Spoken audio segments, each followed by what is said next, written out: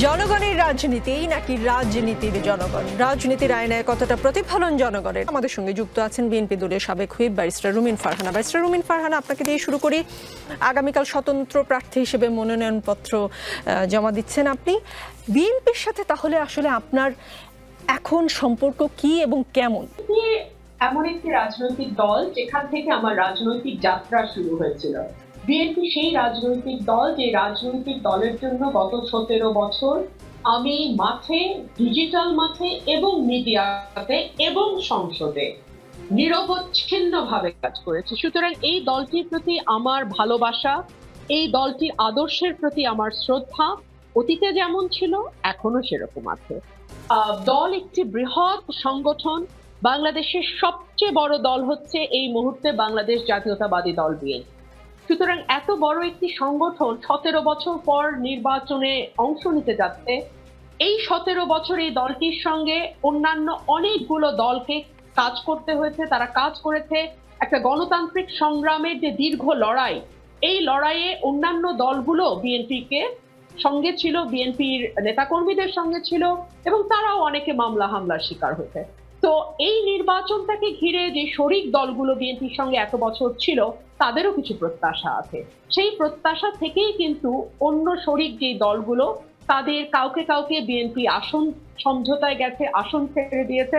এখন মানে ফরচুনেটলি ওর আনফরচুনেটলি আমার আসনটাও সেই শরিক আসনের মধ্যেই একটা।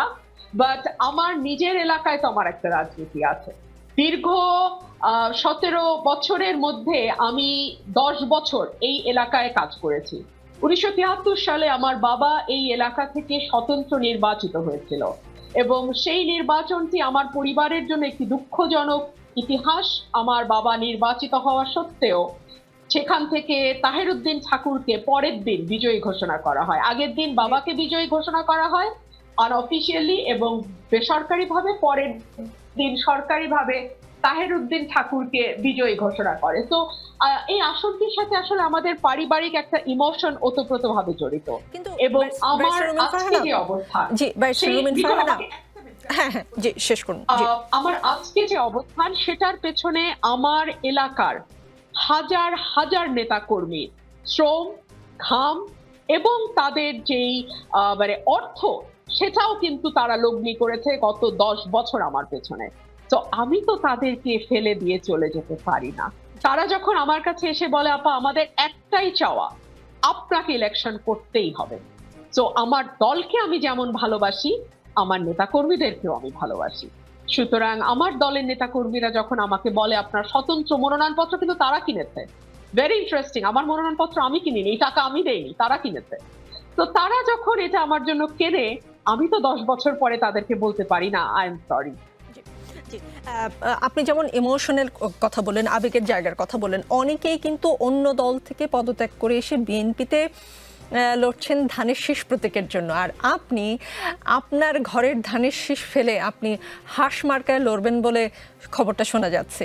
মানে ওখানেও তো এক ধরনের ইমোশন নিশ্চয়ই আপনার কাজ করে। দেখুন, আমার ইমোশন যদি নাই থাকতো তাহলে তো আর 17 বছর জীবন বাজি রেখে আমি লড়াই করতে পারতাম না, তাই না? দেখুন, আজকে আমার নেতাকর্মীরা একটা কথা বলে আমাকে, খুব রেগুলারলি একটা কথা আমি শুনি, যে আমরা যখন খালে বিলে লুকায় থাকতাম আমরা আপনার কথাটা শুনতাম, যে আপনি আপা কি বলছে, আপনি বিএনপিটাকে ধরে রেখেছিলেন। তো এত বড় একটা ঝুঁকি আমি নিয়েছি, যদি আমার ইমোশন কাজ না করতো, শুধু ক্যালকুলেশন কাজ করতো, তাহলে তো আমি অনেকের মতো বিদেশি ফোন নাম্বার নিতাম, ফোন বন্ধ রাখতাম, হয়তো অন্য কোনো দেশেও চলে যেতাম, বাট সেটা তো আমি করিনি। তো একটা ইমোশন না থাকলে আপনি রাজনীতিবিদ হতে পারবেন না। অনেকে বলে রাজনীতিতে ইমোশন কাজ করে না, আবেগ চলে না। আমি মনে করি আবেগ ছাড়া রাজনীতি হয় না। যদি আপনি আবেগ ছাড়া রাজনীতি করতে আসেন তাহলে আপনি ব্যবসা করতে বসেছেন। রাজনীতিটা আমার পরিবারে ব্যবসা না, আমার পরিবারে এটা ভালোবাসা, বিশ্বাস এবং আস্থার একটা নাম রাজনীতি। তো আমার পক্ষে আবেগ বাদ দিয়ে ব্যবসা করা সম্ভব না। আপনাদের ভারপ্রাপ্ত চেয়ারম্যান যখন দেশের বাইরে ছিলেন তখন একটা বিষয় ছিল যে লং ডিস্টেন্স একটা রিলেশনশিপ ছিল আপনাদের কর্মীদের সাথে, আপনাদের নেতা কর্মীদের সঙ্গে, কিন্তু এখন তো তিনি দেশে এসেছেন। আপনার যে আবেগের কথা বলছেন, আপনার কর্মীদের যে আবেগের কথা বলছেন, তার সঙ্গে সরাসরি দেখা করে কি আসলে আপনি এই যদি বলি সমস্যা বা সম্ভাবনা সেটা সলভ করার কোনো ধরনের কোনো চেষ্টা কি আপনি করেছেন? উনি তো মাত্রই দেশে এসছেন এবং আমি নিশ্চিত আমাদের ভারপ্রাপ্ত চেয়ারম্যান জনাব তারেক রহমান সাহেব উনি দীর্ঘ 17 বছর অত্যন্ত দক্ষতার সঙ্গে দূরে থেকেও দলকে ঐক্যবদ্ধ রেখেছেন, সংগঠিত রেখেছেন, দলের নেতাকর্মীদেরকে চাঙ্গা রেখেছেন। সুতরাং প্রত্যেকটা আসনের ব্যাপারেই নিশ্চয়ই ওনার সার্বিক তথ্য এবং খবর ওনার কাছে আছে। তারপরেও যদি উনি কোথাও বাধ্য হন জোটকে দিতে বা কোনো আসনে সমঝোতা করতে, সেটা আমাদেরকে মেনে নিতে হবে এবং সেটা আমরা বুঝতে হবে যে উনি নিশ্চয়ই বাধ্য হয়ে এটি করছেন। জি, আজকের রাজনীতিতে আজকের দিনে যদি বলেন, রাজনীতিতে সবচেয়ে বড় খবর হচ্ছে জামায়াতের যে জোট, সেই জোটে এনসিপি যুক্ত হয়েছে, নির্বাচনী জোট করেছে তারা। সেটির বিষয়ে একজন রাজনীতিবিদ হিসেবে আপনার প্রতিক্রিয়া কি? খুশি, বেজার অথবা কোনোটাই না? না দেখুন, আমরা তো থেকে একটা বিষয় দেখেছি যে এনসিপি বলেন, তারপরে আপ পার্টি বলেন, কিংবা আপনি যদি আরেকটা যেটা তৈরি হয়েছে আপনার ইয়েদের, যেটা ব্যারিস্টার ফুয়াদদের যে পার্টিটা, হ্যাঁ, এই সবগুলোই কিন্তু এবি পার্টি, এই সবগুলোই কিন্তু জামাতের ছোট ছোট এক একটা মানে সফট জামাত, আরেকটু পরিশীলিত জামাত, আরেকটু মডার্ন জামাত, এইভাবেই তারা কাজ করেছে। তো আমি কিন্তু খুব একটা অবাক হইনি। আজকে আমি তাসনুভা জাভিনের একটা স্টেটাস পত্রিকায় এসছে, সেটা পড়ছিলাম।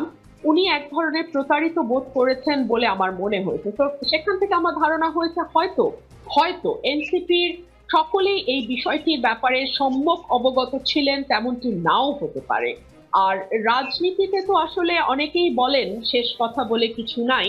তো আমরা তো দেখলাম যে শুধু এনসিপি জামাতই নয়, আমরা দেখলাম যে কর্নেল অলি, যিনি একসময় বিএনপি ছেড়েছিলেন কারণ বিএনপি জামাতের সঙ্গে জোট করেছে, তিনিও কিন্তু আজকে জামাতের আমিরের সঙ্গে বসে মিটিং করেছেন এবং আমরা দেখলাম যে একটা জোটও বোধহয় হতে যাচ্ছে।